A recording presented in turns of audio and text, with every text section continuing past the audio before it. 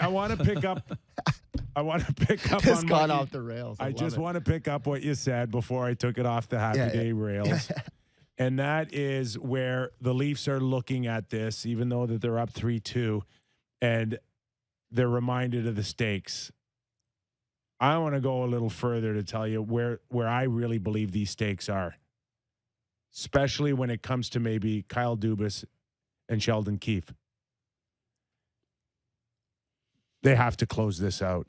I would think if I'm Sheldon and maybe even Kyle, like, my job's on the line on this one. I cannot survive if I don't close this series out. Well, Bruce Cassidy's in the same boat. He's an excellent coach. And we go back to Barry Trotz, and everyone is understood 4 years. It's a pretty good long run. And that's the kind of pressure. That's why they're paid well.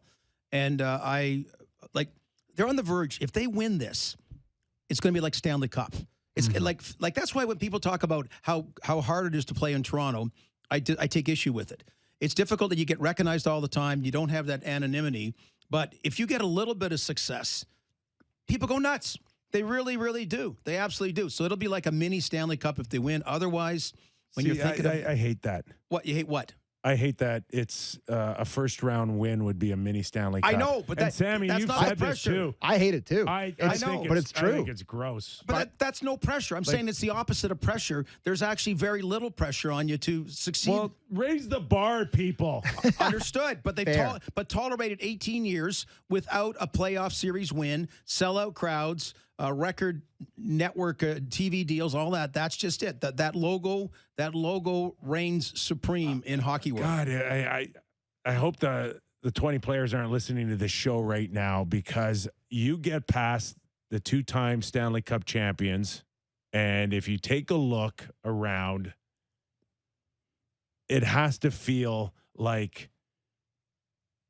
the hockey gods are sending us a message, because this could be the two top teams right now in the East going at it. When you look at what's going on between the Rangers and Pitt and where Sid is, and yes, Carolina seems to have an edge on Boston, but they still got major questions in net, and so does Washington and Florida. My goodness, Bobrovsky, same song and dance this time of year.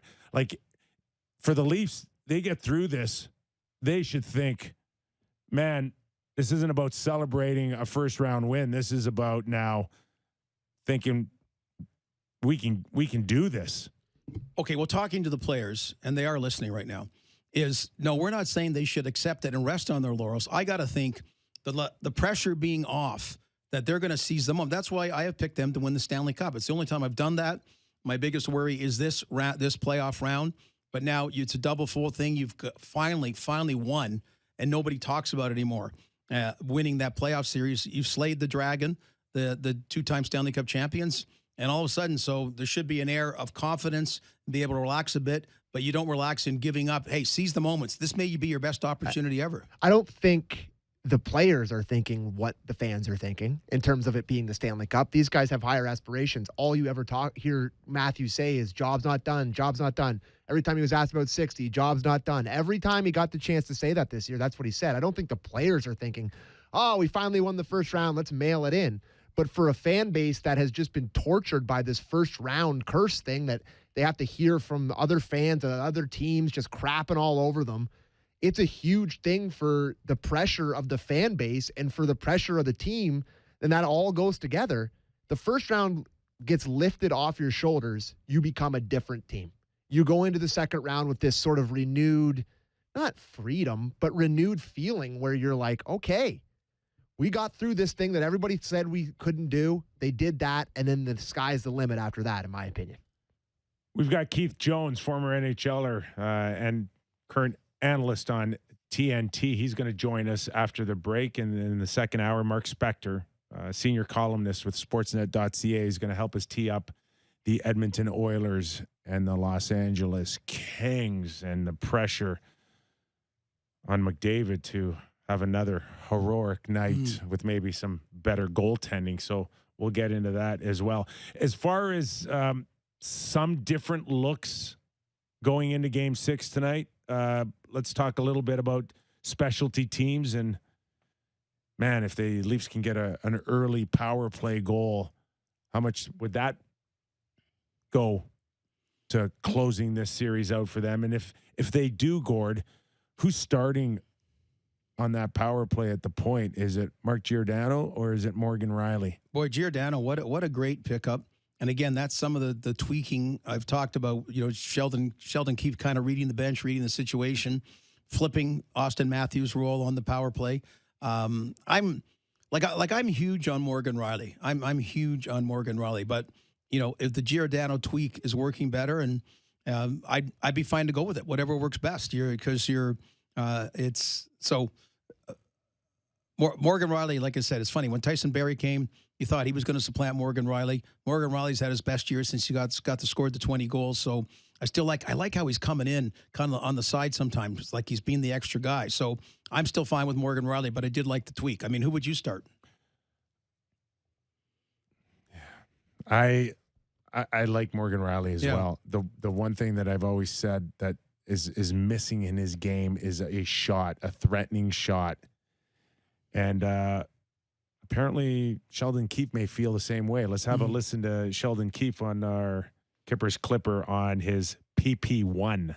Yeah, just in the game, just wanting to try a different look there. With Gio's shot, and he's a little more willing and more programmed to just direct the puck at the net.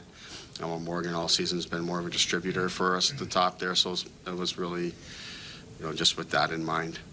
Well, and if you're known as more of a distributor, well, guess what? So your opponents know that as well. Mm-hmm. And it makes it that much tougher on Matthews and Marner. So that's what I just said. He brought up your point. He brought up the shot. And sorry, go ahead. So just saying, then there was Dion Phaneuf, Sam, who shot, but he would fracture your ankle. Yeah, That was the point. or bang it off the end glass or break your leg. He broke an arm, didn't he? Oh, I think he broke Lupul's arm, didn't he, in the front of the net? And he got so. JVR once. Yeah, that was a weapon in not the right kind of way from the point. But the thing you noticed with Gio, and I guess was it 2 power plays that they had him on the first unit, is just a little bit more decisive in terms of it's going towards the net or it's going to 34. It's happening just a touch quicker, which I think they probably like. I think they probably start Morgan again tonight and then maybe make the adjustment again. But I was very interested to see them go to Giordano in that spot. And you're right, Gordo. What a trade. Mm-hmm. Honestly, we've talked about their record since they made that trade. They didn't have to give up the first-round pick to do it. I mean, they got Colin Blackwell in there, who's been useful as well, scored a goal in this series. That's probably one of the better trades done at the deadline by Kyle Dubas. No question. The added depth was much needed. Doesn't seem like they need any heroics out of anyone in particular, but are getting a job done as a group in general. Do we have a Morgan Riley clip on what he thinks going into tonight? Yeah, he had some good stuff to say about the pressure of heading into tonight, so maybe you can listen to that. All people deal with it differently. I think for me, I think you just try to enjoy it. You don't get these opportunities every day. And being in this position, we're very lucky. And the challenges that we face, with pressure involved, I think is a real privilege, and I think it's a lot of fun. So I think you try to enjoy the moment, try to make the most of it, and obviously winning is going to help. Longest tenure on the team, Morgan Riley. And if they are able to close it out, he'd be one of those first guys you think of